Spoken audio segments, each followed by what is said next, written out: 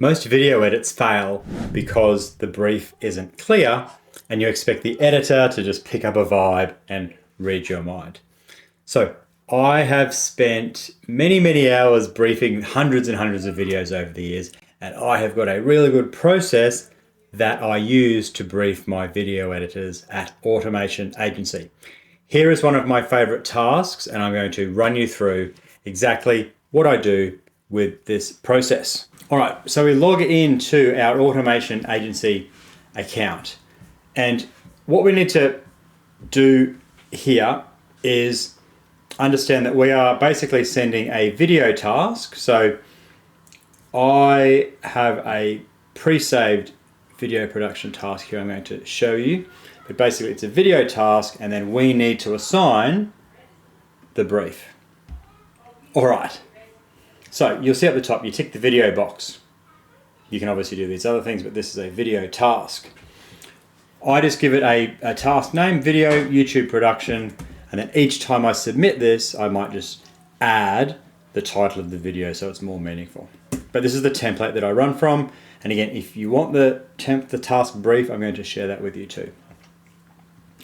All right, so let's jump into it. We'll make it a little bit bigger.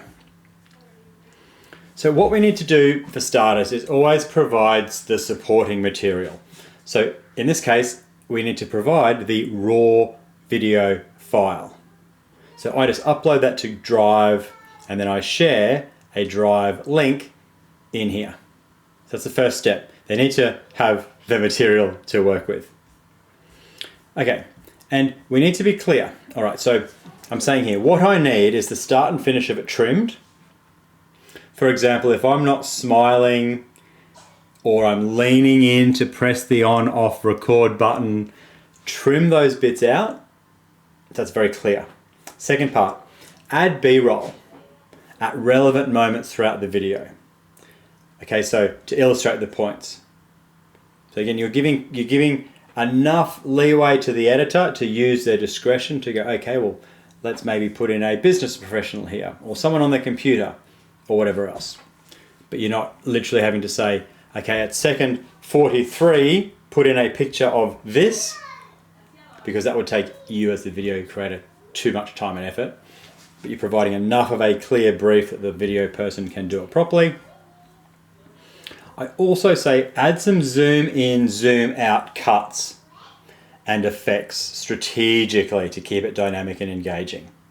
So just some zoom in, some zoom outs, just to keep it engaging, because I don't want to have to go in and say at 57 seconds until 59 seconds, zoom in and then zoom out. I just put it in the brief and let them, the video editor, use their discretion. But I also say, don't zoom in so far that you crop off the top of my head. Some videos, they come back and you're like up here. So we don't want that. We want to keep the person in frame. And so again, provided enough context there. I say some sound effects are okay. I trust their judgment, but I don't want it overwhelmingly like sound affected. Keep it professional and not over the top. We want polished but authentic. So not Hollywood production, because that comes across as insincere and inauthentic, particularly for a business video. And then maintain the conversational, genuine feel of the content. And I provide an example. So I reference a video that I like. So that makes it quite clear for the video person what to do. Next part is the context. So this is a video aimed at business owners, so the editing should enhance that without being too flashy or distracting from the message. Now, if I want, I can give more context here and say this video talks about A, B, C, and D, and I can also provide the transcript.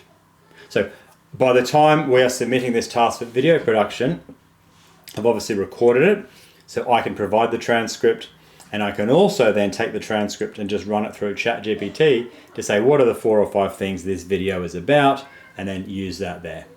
And so folks, what that allows us to do is to have a tight enough brief, but not so rigid that they can't think for themselves.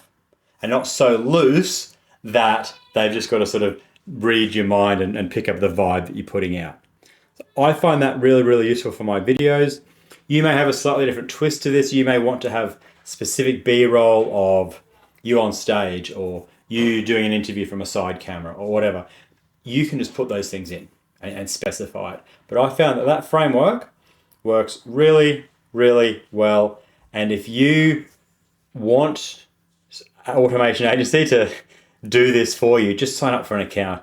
It is just so time saving, cost saving, and it's peace of mind knowing that there's always someone ready to do your task and they're going to follow a brief and do it to your specifications.